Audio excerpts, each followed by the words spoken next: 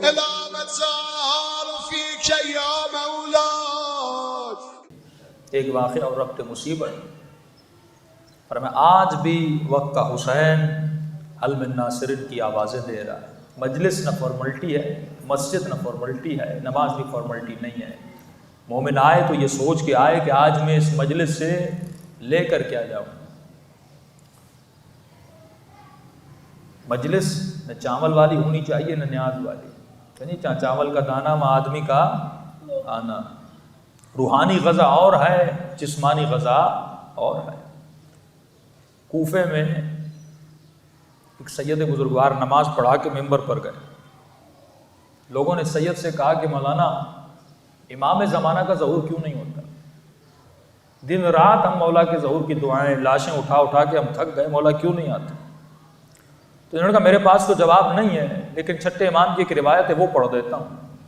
تو مولا فرماتے جب آخری زمانے میں لوگ یہ پوچھیں کہ مولا کیوں نہیں آتے تو ان کو کہنا تمہارے عمل کی وجہ سے.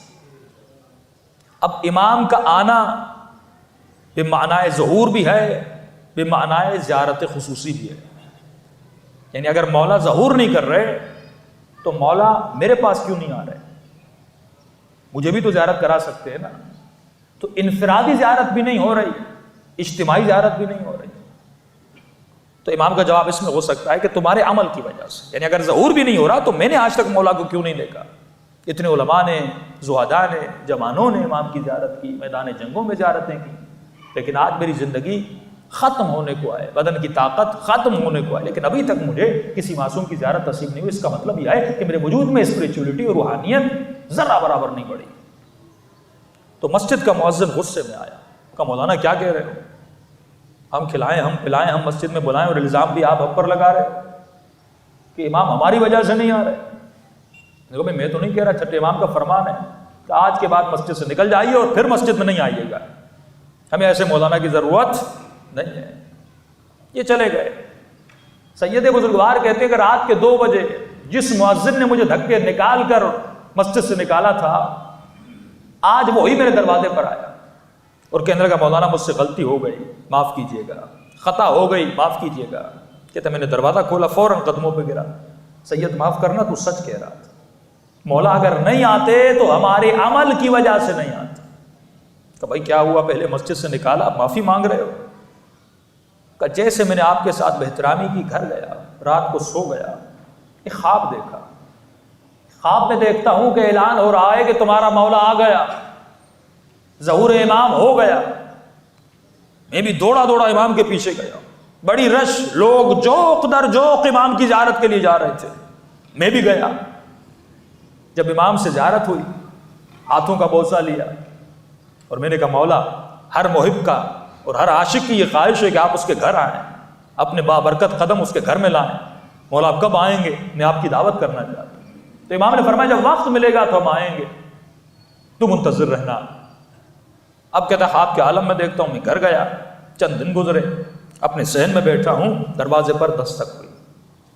میں نے دروازہ کھولا، فوراً دیکھا زہرا کا لال امام زمانہ دروازے پر موجود ہے.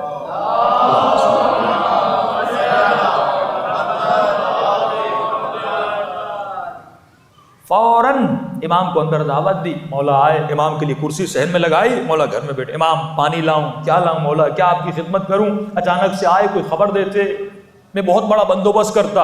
امام نے اشارہ کیا بیٹھ جاؤ. کہ پورے گھر میں سکوت طاری تھا اور مولا اسی خاموشی میں میرے گھر کو دیکھ رہے تھے، میرے گھر کے ایک ایک سامان کو دیکھ رہے تھے. پہلا سوال جو امام کی زبان سے نکلا ہے مؤذن تیری تنخواہ کتنی ہے؟ میں نے کہا مولا بہت تھوڑی تنخواہ ہے. کہا اتنی تھوڑی سی تنخواہ میں اتنا زیادہ سامان تو نے کہاں سے لیا؟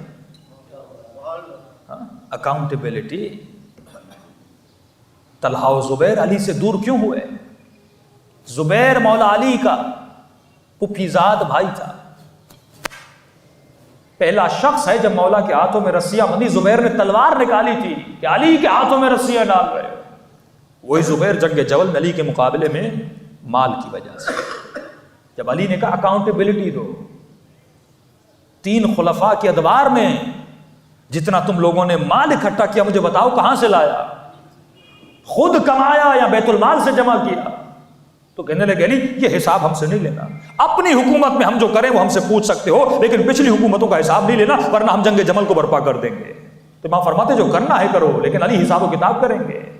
مولا کو یہ پرواہ نہیں ہے کہ میرا ساتھی مجھ پر جان قربان کرنے والا مجھ سے جدا ہو جائے گا، مولا کو پرواہ یہ ہے کہ حکم و اطاعت پروردگار عالم اس دنیا پہ اجرا ہونا چاہیے، وہ چاہے کوئی بھی ہو، بیٹا ہو، رشتہ دار ہو، بھائی ہو، اپنا ہو، غیر ہو، لیکن حکم خدا کا اجرا ہونا چاہیے، چاہے کچھ بھی ہو جائے، جان جاتی ہے تو چلی جائے۔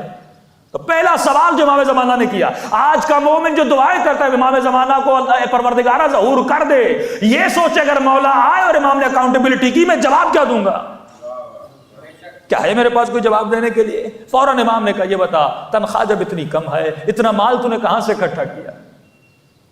کہتا مولا آپ سے کیا جھوٹ بولنا، ادھر ادھر سے، یعنی 20,000 کی تنخواہ ہے، 20 لاکھ کی گاڑی کھڑی ہے، 35,000 کی تنخواہ ہے، پوچھو تو صحیح بھائی اتنا مال کہاں سے آیا؟ دنیا والے نہیں پوچھیں گے، عزت کریں گے، لیکن امام زمانہ کے لیے یہ ذلت ہے۔ جو مال حرام کی کمائی سے مومن کے گھر میں آتا ہے، اس کے بچوں میں پھر نہ علی کی محبت ہوتی ہے، نہ اطاعت علی ہوتی ہے، ان کے کرداروں میں نہ زینب نظر آتی ہے، نہ ام کلثوم نظر آتی ہے۔